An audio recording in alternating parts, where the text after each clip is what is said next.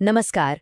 कभी सोचा है आपने कि जब आप ऑनलाइन कोई चीज खरीदते हैं या किसी को नौकरी का ऑफर देते हैं तो वो एक पक्का सौदा मतलब कि एक लीगल कॉन्ट्रैक्ट आखिर कब बन जाता है?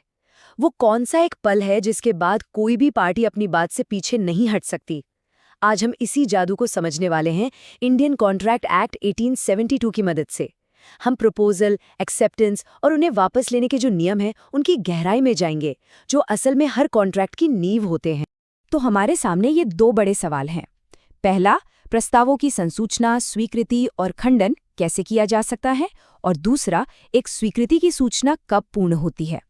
अब ये सवाल सुनने में तो काफी सीधे लगते हैं, पर यकीन मानिए इनके जवाबों में ही कॉन्ट्रैक्ट कानून का पूरा सार छिपा हुआ है। तो चलिए एक एक करके इन गुत्थियों को सुलझाते हैं। देखिए, हर कॉन्ट्रैक्ट की शुरुआत होती है एक बातचीत से, और इसी बातचीत को हम कहते हैं संचार या कम्युनिकेशन। आप ऐसे सोचिए कि अगर दो लोगों के बीच कोई पुल ही ना हो तो वो आपस में मिलेंगे कैसे? तो ये संचार ही वो पुल है। अगर प्रपोजल देने वाला अपनी बात ठीक से कह ही ना पाए या दूसरा पक्ष उसे समझ ही ना पाए तो कॉन्ट्रैक्ट की बिल्डिंग कभी खड़ी ही नहीं हो सकती। इसीलिए कानून की शुरुआत भी यहीं से होती है। इंडियन कॉन्ट्रैक्ट एक्ट का सेक्शन 3 हमें बताता है कि कानूनी तौर पर इस संचार का असली मतलब क्या है। सेक्शन 3 एक बहुत ही मजेदार बात कहता है। वो कहता है कि कम्युनिकेशन सिर्फ बोलने या लिखने से ही नहीं होता, ये किसी कार्य यानी एक्ट से भी हो सकता है। और मजे की बात तो ये है कि ये कार्यलोप यानी ओमिशन से भी हो सकता है, मतलब कुछ न करने से भी। आपका कोई एक्शन या फिर आपकी चुप्पी भी एक मैसेज दे सकती है। लेकिन इन सब में सबसे जरूरी चीज क्या है? वो है आपका आशय, आपकी नीयत, आपकी मंशा। क्या आपके काम का या आपकी चुप्पी का मकसद वाकई दूसरे तक कोई बात पहुंचाना था? कानून इसी इरादे को देखता है। जरा इस टैक्सी वाले को देखिए, ये किसी को आओ आओ कहकर बुला तो नहीं रहा, पर क्या इसका मतलब ये है कि ये कोई ऑफर नहीं दे रहा? बिल्कुल नहीं। इसका टैक्सी स्टैंड पर लाइन में खड़ा होना ही अपने आप में एक प्रपोजल है। इसका जो आचरण है, इसका कंडक्ट, वो खुद ही कह रहा है कि मैं आपको किराया लेकर आपकी मंजिल तक पहुंचाने के लिए तैयार हूं। यही है कार्य के जरिए दिया गया प्रपोजल, जिसमें एक भी शब्द नहीं बोला गया। चलिए अब आते हैं इस टॉपिक के सबसे दिलचस्प और थोड़ा दिमाग घुमाने वाले हिस्से पर। वो कौन सा एक पल है, वो कौन सा सेकंड है जब एक हाँ कानूनी तौर पर एक अटूट बंधन बन जाती है। ये जानना इसलिए जरूरी है क्योंकि इसी पल के बाद आप पीछे नहीं हट सकते। इसका जवाब हमें मिलता है सेक्शन 4 में, और इसे समझना किसी भी कॉन्ट्रैक्ट को समझने की चाबी। प्रपोजल के कम्युनिकेशन का नियम तो बहुत सीधा साधा है। एक प्रपोजल तब पूरा माना जाता है जब वो उस व्यक्ति के ज्ञान में आ जाए जिसे वो भेजा गया है। आसान भाषा में कहें तो जब तक मेरी चिट्ठी आपके हाथ में नहीं आती और आप उसे पढ़ नहीं लेते, तब तक कानूनी तौर पर मैंने आपको कोई प्रपोजल दिया ही नहीं। रास्ते में चिट्ठी का होना काफी नहीं है, आपका उसे जानना जरूरी है। लेकिन स्वीकृति यानी एक्सेप्टेंस के साथ कहानी पूरी तरह पलट जाती है। यहाँ कानून थोड़ा पेचीदा हो जाता है, क्योंकि स्वीकृति का कम्युनिकेशन दो अलग अलग लोगों के लिए दो अलग अलग समय पर पूरा होता है। इस डायग्राम को जरा ध्यान से देखिए। पहले बात करते हैं प्रस्तावक की, यानी जिसने ऑफर दिया। उसके लिए स्वीकृति उसी सेकंड पूरी हो जाती है जिस सेकंड स्वीकार करने वाले ने अपनी हाँ वाली चिट्ठी पोस्ट बॉक्स में डाल दी। जी हाँ, जैसे ही चिट्ठी डाक में गई, प्रस्तावक के हाथ बंध गए। वो अब अपने प्रपोजल से मुकर नहीं सकता। पर अब एक्सेप्टर के नजरिए से देखिए, जिसने हाँ कहा है, उसके लिए स्वीकृति तब तक पूरी नहीं होती जब तक वो चिट्ठी प्रस्तावक तक पहुंच न जाए। मतलब एक ही चिट्ठी ने प्रस्तावक को तो तुरंत बांध दिया, पर स्वीकार करने वाले को तब तक नहीं बांधा जब तक वो चिट्ठी पहुंच न जाए। ये अजीब सा लगने वाला दोहरा नियम ही पोस्टल रूल कहलाता है, और कई दिलचस्प केसों की वजह भी बना है। अब इस पोस्टल रूल को सिर्फ थियरी में समझना काफी नहीं है। चलिए एक असली और बहुत ही मशहूर केस की मदद से देखते हैं कि ये नियम असल जिंदगी में काम कैसे करता है। चलिए इस कहानी की टाइमलाइन को देखते हैं। 2 सितंबर को लिंसल ने एडम्स को ऊन बेचने का प्रस्ताव भेजा। 5 सितंबर को एडम्स को चिट्ठी मिली और उन्होंने फौरन अपनी हाँ वाली चिट्ठी पोस्ट कर दी। अब यहीं पर कहानी में असली ट्विस्ट आता है। लिंसल को लगा कि कोई जवाब ही नहीं आया, तो उन्होंने 8 सितंबर को वो ऊन किसी और को बेच दिया, और बदकिस्मती से एडम्स की हाँ वाली चिट्ठी उन तक अगले दिन यानी 9 सितंबर को पहुंची। अब अदालत के सामने सवाल ये था कि क्या इन दोनों के बीच कोई कॉन्ट्रैक्ट हुआ भी था, और अगर हुआ था तो किस तारीख को हुआ। और अदालत का फैसला ऐतिहासिक था। अदालत ने कहा कि कॉन्ट्रैक्ट 8 या 9 सितंबर को नहीं, बल्कि 5 सितंबर को ही बन चुका था। ठीक उसी पल जब एडम्स ने अपनी स्वीकृति की चिट्ठी पोस्ट बॉक्स में डाल दी थी। लिंसेल के लिए स्वीकृति उसी वक्त पूरी हो गई थी, भले ही उन्हें इस बारे में पता बाद में चला। इसलिए 8 सितंबर को ऊन किसी और को बेचना कॉन्ट्रैक्ट का सीधा सीधा उल्लंघन था। इसी केस ने पोस्टल रूल को हमेशा के लिए कानून में स्थापित कर दिया।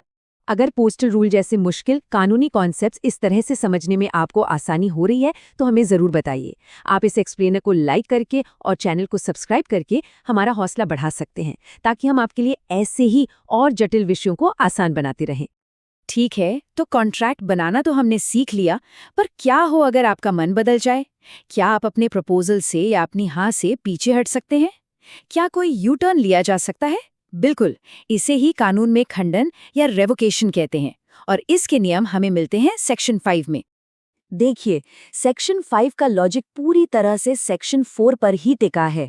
इसे समझने का एक ही मंत्र है, आप तब तक पीछे हट सकते हैं जब तक आपके हाथ कानूनी तौर पर बंधे नहीं हैं। तो पहला नियम है प्रपोजल वापस लेने का। प्रस्तावक अपने ऑफर को कब तक वापस ले सकता है? तब तक जब तक स्वीकार करने वाला अपनी चिट्ठी डाक में न डाल दे, क्योंकि जैसे ही चिट्ठी डाक में गई, प्रस्तावक के हाथ तो बंध गए, उससे 1 सेकंड पहले तक वो आजाद है। अब दूसरा नियम स्वीकृति वापस लेने का। स्वीकार करने वाला अपनी हाँ कब तक वापस ले सकता है? तब तक जब तक उसकी चिट्ठी प्रस्तावक तक पहुंच न जाए, क्योंकि उसी पल उसके हाथ बंधते हैं। उससे पहले तक वो भी अपनी हाँ को ना में बदल सकता है। ये उदाहरण एक रेस की तरह है।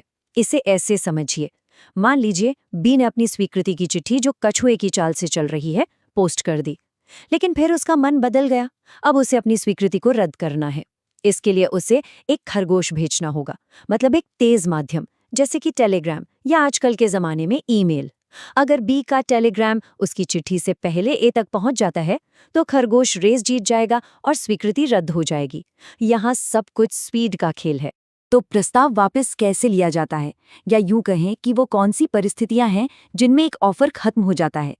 एक्ट का सेक्शन 6 हमें इसके 4 मुख्य तरीके बताता है। चलिए एक एक करके इन्हें देखते हैं। तो ये है वो 4 स्थितियां जब एक प्रपोजल अपने आप खत्म हो जाता है। पहला, सीधी सूचना देकर, यानी प्रस्तावक साफ साफ कह दे, भाई मैं अपना ऑफर वापस लेता हूं। दूसरा, समय बीत जाने पर। देखिए, हर ऑफर की एक एक्सपायरी डेट होती है, या तो वो लिखी होती है या फिर कानून एक उचित समय मानता है, उसके बाद ऑफर लैप्स हो जाता है। तीसरा, शर्त पूरी ना होने पर। अगर मैंने कहा मैं ये कार बेचूंगा अगर तुम कल तक पैसे दे दो, और आप पैसे नहीं देते तो प्रपोजल खत्म। और चौथा, मृत्यु या पागलपन से।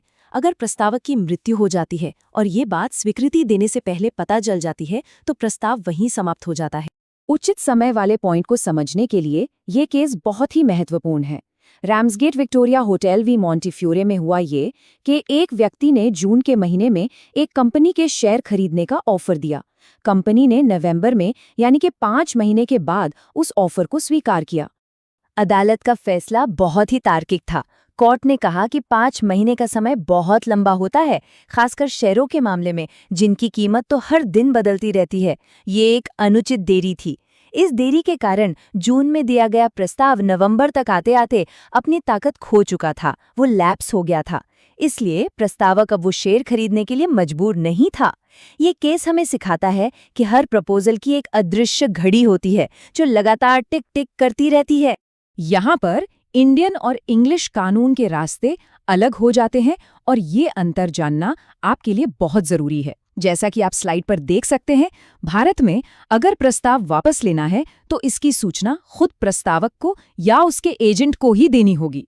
किसी तीसरे व्यक्ति के बताने से काम नहीं चलेगा। लेकिन इंग्लैंड में ऐसा नहीं है। वहां डिकिंसन वी डॉड्स केस के अनुसार अगर आपको किसी भी भरोसेमंद सोर्स से पता चल जाए कि ऑफर अब उपलब्ध नहीं है, तो वो काफी है। यह एक बड़ा अंतर है, और भारत में अंग्रेजी कानून का यह सिद्धांत लागू नहीं होता। तो आज की इस पूरी चर्चा को अगर हम 4 सुनहरे नियमों में समेटें तो वो ये हैं। पहला, प्रपोजल तब पूरा होता है जब वो सुना या पढ़ा जाए।